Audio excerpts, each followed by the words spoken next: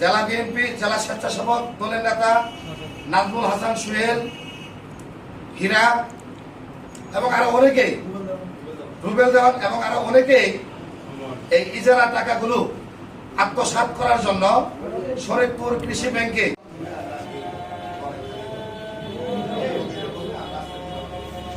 জেলা বিএনপি জেলা স্বেচ্ছাসেবক দলের নেতা নাজমুল হাসান সোহেল, হীরা এবং আরো অনেকেই, রুবেল দেওয়ান এবং আরো অনেকেই এই ইজারা টাকাগুলো আত্মসাৎ করার জন্য শরীয়তপুর কৃষি ব্যাংকে তারা আমাদের স্থানীয় ৯ নং ওয়ার্ড বিএনপির সভাপতি, সেক্রেটারি এবং সাংগঠনিক সম্পাদক একটি অ্যাকাউন্ট করে সে অ্যাকাউন্টে গত পরশুদিন পর্যন্ত ৩৫ লক্ষ টাকা জমা হয়।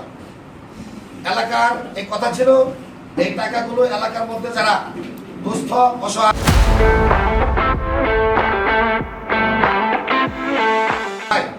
তাদের মাঝে সমানভাবে বন্টন করে দেওয়া হবে। তারা এই যারা স্বেচ্ছাসেবক দল নেতা এবং স্থানীয় বিএনপির নেতৃবৃন্দ টাকাগুলো আত্মসাৎ করার জন্য অলরেডি তারা একটি সিন্ডিকেট করে ৩৫ লক্ষ টাকা আত্মসাৎ করেছে। এ নিয়ে আজকে এলাকাবাসী আমরা একটি ঘাটে যাই এবং গিয়ে বলি যে এখান থেকে কোনো প্রকার ইজারা সংগ্রহ করা যাবে না। যদি ইজারা সংগ্রহ করতে হয় তাহলে আমাদের যিনি ইজারা দিয়েছেন জেলা প্রশাসকের কার্যালয়ের লোকজন এই ইজারা তুলবেন। তারা আমাদের কথা না শুনে তারা সন্ত্রাস বাহিনী এসে আমাদের উপর অতর্কিতভাবে হামলা করে, তার পরিপ্রেক্ষিতে আমরা এলাকার শান্তিকামী লোকজন, নিরস্ত্র লোকজন আমরা এই ইজারার টাকা, যে ইজারার টাকাকে কেন্দ্র করে একটি রক্তক্ষয়ী সংঘর্ষের আশঙ্কা হচ্ছে বা আগামীতে হবে, আমরা চাই এই ৯ নং ওয়ার্ড, শুধু ৯ নং ওয়ার্ড না, যদি ইজারা থাকে পাথালিয়াতেও থাকবে, যদি ইজারা থাকে সংক্রান্ত থেকে নরেন্দ্র পর্যন্ত থাকবে। একটি জেলায় কখনো দুই আইন চলতে পারে না। আমরা বলবো আগামীকাল এই সংবাদ সম্মেলনের মাধ্যমে সকলকে জানিয়ে দিতে চাই এই ইজারার টাকা অচিরেই রাষ্ট্রীয় কোষাগারে সংশ্লিষ্ট কর্তৃপক্ষ জমা রাখবেন, অন্যথায় ইজারা উত্তোলন আমরা বন্ধ করে দিব। তারা যদি কোনো প্রকার বাধা দিতে আসে তাহলে আমরা যদি ইজারা আমাদের অনুরোধে তারা ইজারা উত্তোলন করা বন্ধ না করে আমরা পরবর্তীতে কঠোর আন্দোলনে যাব। এই কথাই আমি বলে দিতে চাই যে আমরা স্থানীয় বিএনপি নেতৃবৃন্দ, স্বেচ্ছাসেবক দলের নেতৃবৃন্দ ইজারার নামে যে ৩৫ লক্ষ টাকা হাতিয়ে নিয়েছে এই টাকাটি অচিরেই সরকারি কোষাগারে জমা হোক। এবং আরেকটি কথা বলতে চাই, আওয়ামী লীগের ৩৫ লক্ষ টাকা শরীয়তপুর অ্যাকাউন্টে এখনো জমা আছে। আমি সকলের উদ্দেশ্যে বলতে চাই সবার স্বার্থে এই টাকাও সরকারিভাবে ফ্রিজ করা হোক। কারণ ইজারা যেখানে লক্ষ লক্ষ টাকা ইনকাম প্রতিদিন, এটা তারা ইজারা নামে একটি নীরব চাঁদাবাজি করতেছে। আমরা এই চাঁদাবাজদের বিরুদ্ধে যদি অচিরেই আগামীকালকে থেকে এই ইজারা নামে চাঁদাবাজি বন্ধ না হয় তাহলে আমরা মানববন্ধন সহ ঈদের পরে আমরা রাস্তা অবরোধ দিতে বাধ্য হব। আরেকটা কথা না বললেই নয়, এই আজকে যে স্থানীয় বিএনপির নেতৃবৃন্দ, স্বেচ্ছাসেবক দলের নেতৃবৃন্দ এই ৮-৯ জনের যে সিন্ডিকেট তৈরি করেছে, এটাও আমি বলে দিতে চাই এই সিন্ডিকেটের কারণে আগামী নির্বাচনে হয়তোবা আমাদের যারা আমরা এখানে দলকে ভালোবেসে যারা আমরা বিএনপির সাথে জড়িত, আমরা চাই অচিরেই এদেরকে দল থেকে বহিষ্কার করা হোক।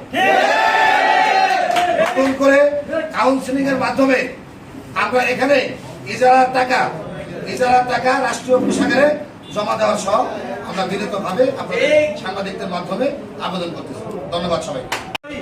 সোহেলের নেতৃত্বে জামালপুর স্বেচ্ছাসেবক দলের নাজমুল ইসলাম সোহেলের নেতৃত্বে সেই ঘাটে আর কারা কারা ছিল আমি বলি, সেখানে ছিল শামীম মাস্টার, সেখানে ছিল সমর উদ্দিন মোল্লা, সেখানে ছিল সেক্রেটারি আমিনুল, সেখানে ছিল হীরা, সেখানে ছিল রুবেল দেওয়ান, আরো যারা ছিল আমি তাদের নাম সঠিকভাবে জানি না, তারা অতপ্রতভাবে আমাদের উপরে হামলা করে।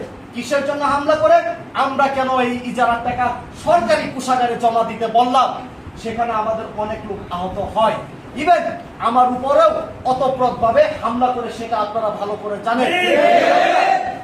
আমরা 9 নং ওয়ার্ডবাসী শান্তিপ্রিয় বিদায় আমরা এই হামলার কোনো প্রতিবাদ করি নাই। আমরা আইনে বিশ্বাসী, আইনের সুশাসন প্রতিষ্ঠায় আমরা বিশ্বাসী। আমরা চাই আমাদের এই 9 নং ওয়ার্ডের সুশৃঙ্খল সমাজ বিনির্মাণে আমরা কোনো তাদের বিরুদ্ধে প্রতিবাদ করি নাই। ভদ্রক তাদের সন্ত্রাসীরা কারা কারা, আমি প্রতিটা সন্ত্রাসীর নাম উল্লেখ করে দিচ্ছি। সেটা হচ্ছে লাল মিয়া 1 নাম্বার, লাল মিয়ার ছেলের নাম হচ্ছে সাজ্জাদ, 2 নাম্বার হেলাল, 3 নাম্বার হচ্ছে জাহিদ। আপনারা কি চিনছেন নাকি? 3 জন সন্ত্রাসী আমাদেরকে অতপ্রতভাবে হামলা চালায়। তারপরও আমরা তাদেরকে বলেছিলাম যে আপনারা যদি ইজারার টাকা তুলেন, সমস্ত ইজারার টাকা সরকারি কোষাগারে জমা দিতে হবে। ভদ্রক তারা সমর উদ্দিনের মোল্লার নেতৃত্বে, আমিনুলের নেতৃত্বে, হীরার নেতৃত্বে, রুবেল দেওয়ানের নেতৃত্বে তারা সকলে অবস্থান নেয়। এই জন্য অবস্থান নেই, তারা চায় এই 9 নং ওয়ার্ডে যদি রাজত্ব করতে হয় তারাই রাজত্ব করবে। শুধু আজকে এই বিষয় নয়, ওনারা এই বিগত দিনে বিভিন্ন জমি দখল করে তার ক্যাডার বাহিনী দিয়ে, এটা প্রমাণ আমি নিজে ভুক্তভোগী, আমি নিজে।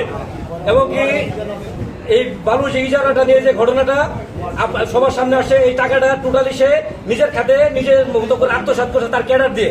তার ক্যাডার হচ্ছে রুবেল দেওয়ান, সুমন, শরীফ এবং কি সুহেল তার বাস্তি জামাই, এরাই হচ্ছে মেন ক্যাডার, তার হাতিয়ার।